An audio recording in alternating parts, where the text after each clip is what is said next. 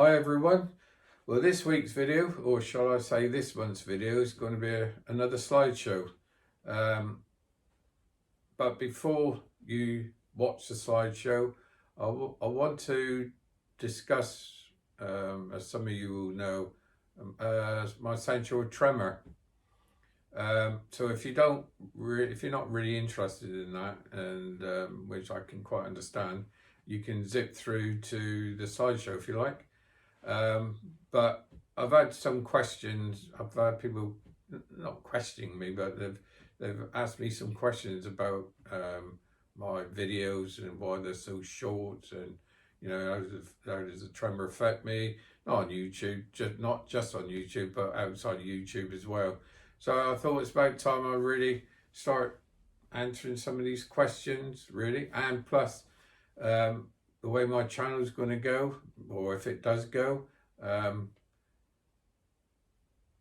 just sort of really need to tell you a bit about that as well.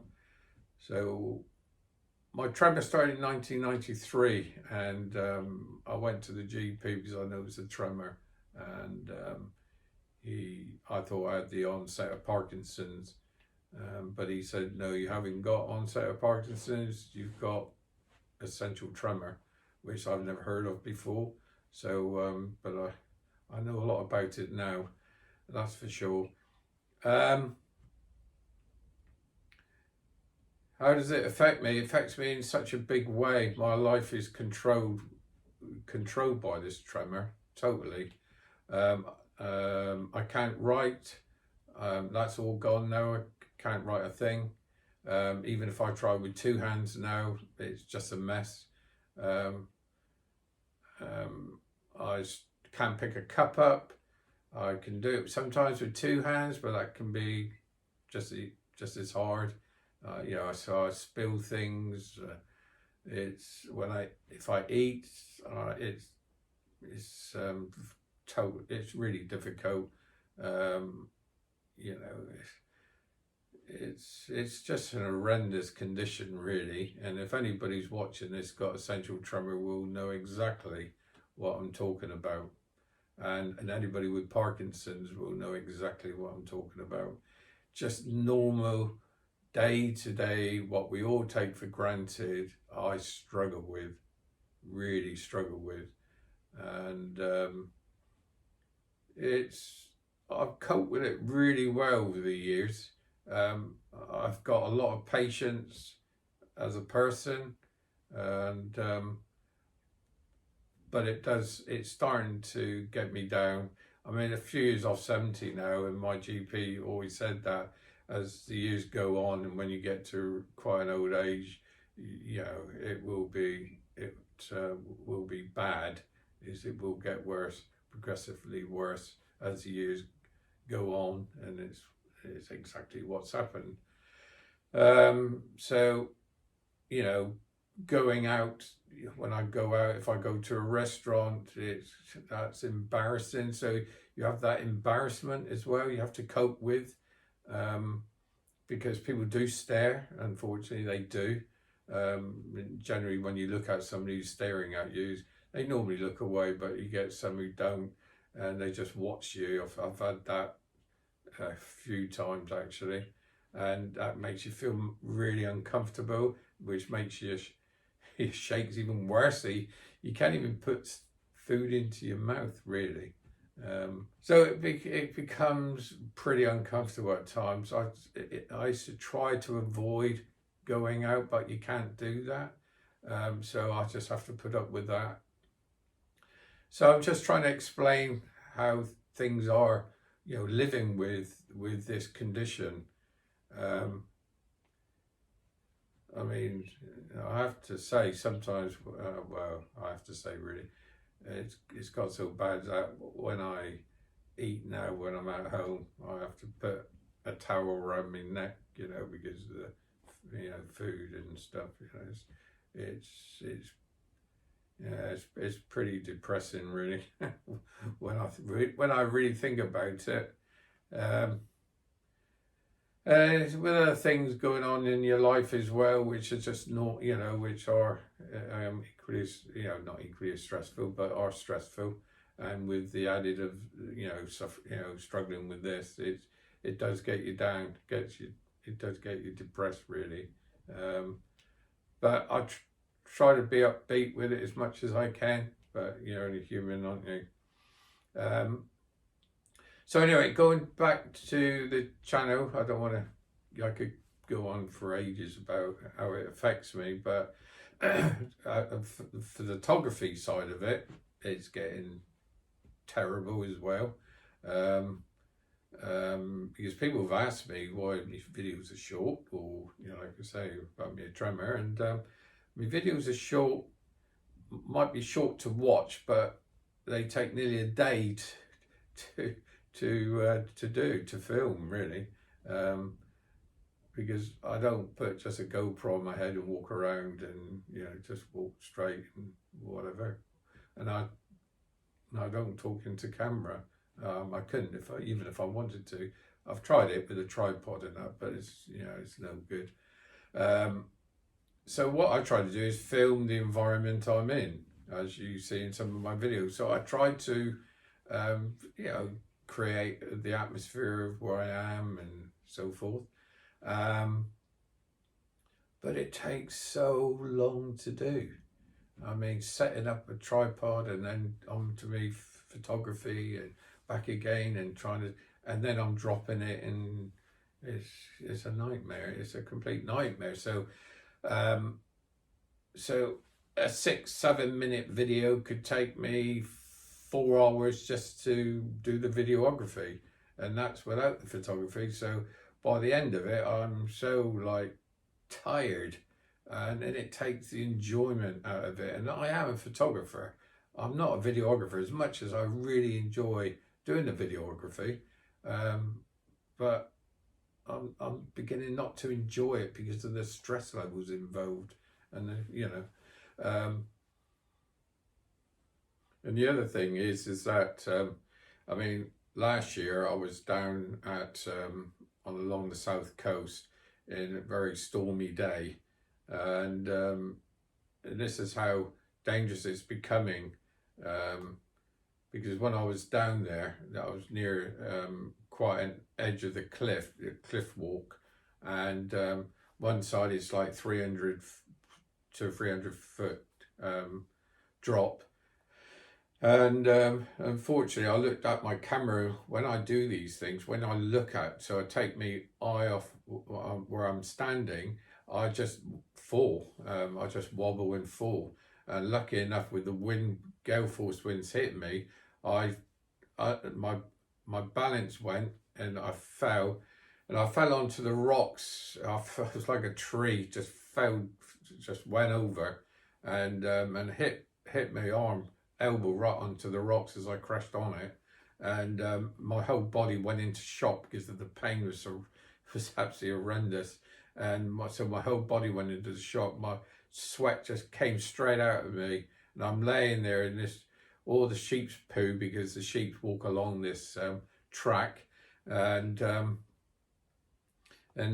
was lying there, and I had to quickly, I was just sort of blacking out through the pain, and I had to quickly unzip my coat and unzip my jacket, and the wind was just blowing at me. The rain was coming down, which was really good actually, as it was cooling me down. It's like just so hot suddenly, and like I say, then I was throwing up, and I just had to lay there for half an hour, and I gradually came around, and I was about 2 miles away from the car park. But I remember thinking at the time, do I go back?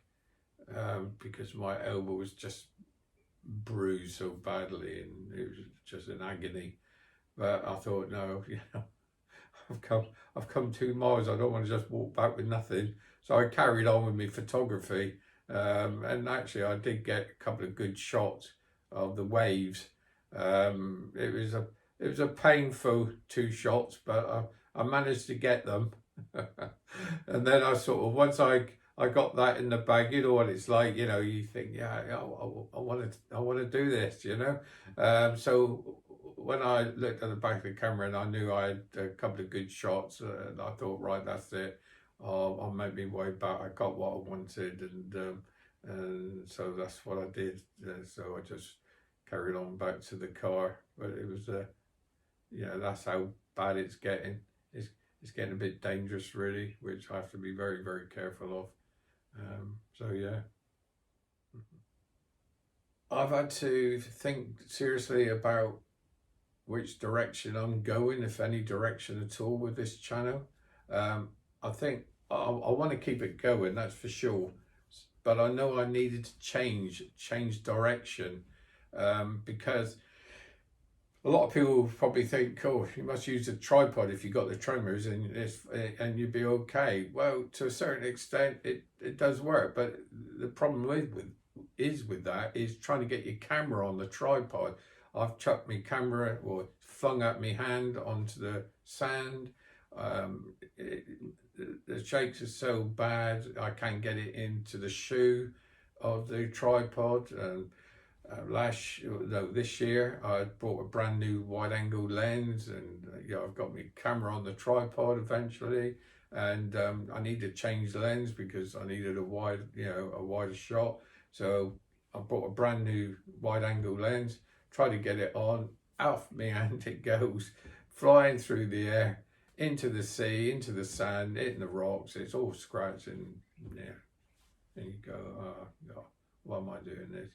So what I'm trying to do now is trying to just keep one lens on, so not to change it, so I don't get into that. So I've had to adapt. If anybody's watching me doing one of these videos I made from a distance, from a cliff top, because I fall over sometimes, I wobble and fall over. They must think I'm a drunken photographer chucking my gear around because I can see the funny side of it, but it isn't funny obviously not funny. But from a distance, and anybody doesn't know me and what I got, a disability, they would find it funny to watch. So I'm thinking, how am I going to move forward? So I've been experimenting because there's no way I'm going to let this stop me doing the passion, or my passion, which is photography generally. So the way I had to really go home and really think about what can I do to adjust to this horrendous tremor I've got. And so I've been experimenting, and I got a Pentax K1. It's heavy, which is fine. It's heavy, and that makes me. My tremor is not so bad. I mean, it's terrible still, but it's because of the weight. It's not so bad, especially with the in body stabilization. The Pentax K1 has got a great in body stabilization, and so with the combination of that, and the ISO is brilliant in low light. So I do a fast shutter speed, it has to be at about 2,000 of a second upwards, with the stabilization on, handheld, shall I say. And then I put my ISO onto auto. So I just think, oh, forget about the ISO. We all would like, to shoot at ISO 100, 200, whatever. But so I chuck it into the auto ISO, and I've experimented, and I've been quite happy with the results with the Pentax K1, because in lower light, it goes up to, I'll put it up to 3200, or it goes up to 3200, and I'm on 2000, and it's brilliant. It's not too bad at all. The Fuji, which I've got as well, that's great during the daylight days. When I say daylight, say once the sun's up and before the sun starts really going down, it's great. I can use quite a fast shutter speed. I do the same there, ISO, auto, but the ISO really starts suffering, or the quality starts suffering in a more of a low light situation. So I got the two bodies and for the right sort of the right conditions really. And the other thing is I'm starting to do now is I do a lot of backlighting photography. So a lot of things are in shadow, but which is not a bad thing for me, because a lot of landscape photographers will say take a picture of a sunrise, sunsets, and they'll open up all the shadows. I'm not one for that. I'm always aiming for the light, because that's what's attracted me of what I'm looking at with the light. So as you can see, some of my images, they're very dark, some in some quite black actually, because I'm not interested in the detail always in the shadows. Sometimes I am, but not always, because I want to create that atmosphere. So that works for me, shooting into the light, and that's what the way I have to go. I have to adapt to that. And if you don't like that sort of thing, I can quite understand, but that's what I'm adapting to. Backlight into the light, silhouettes and all. And at the end of the day, you have to adapt, don't you? If you don't adapt, what have you got? Well, nothing. I can't do it. So it's a different type of photography in a way, and it's a photography I enjoy, and that's the way I'm going. So I just thought I'd give you a bit of an insight to how difficult things are with this disability. Even commenting, and I write on other people's videos. It's, well, I say write, I mean tapping the old pads on my iPad. It's not so bad, but you know, it takes me sometimes ages even just to tap in a bit of descriptions or comments or whatever, or answer a comment. And if I'm out and I try to do it on my phone, well, I just keep hitting other keys, the wrong keys, and then sometimes I press enter, then I have to go back and quickly delete it because I haven't finished it. It's a nightmare. It's absolutely a nightmare. Oh dear. And like I say, eating out is terrible. I've always had a joke about, if I go out with friends, I always say don't order peas, because as much as I do like peas to eat, unfortunately I never end up eating my peas. I'm normally, the person next to me normally gets my peas, and it's like firing peas at me, so you have to laugh, but it isn't funny at the same time, so anyway, enough about that. So that's the way my channel is going to go. I will try to do a bit of videography, but it's going to be, it's going to be sparse. So it's going to be a slideshow. Oh yeah, the other thing I wanted to say is that I'm going to put one video on a month. It'd be the first of the month, near enough. And so every image you will see every month will be taken through the previous month, and it'd probably be handheld shots, and then I'll just turn them into a slideshow every month. Okay.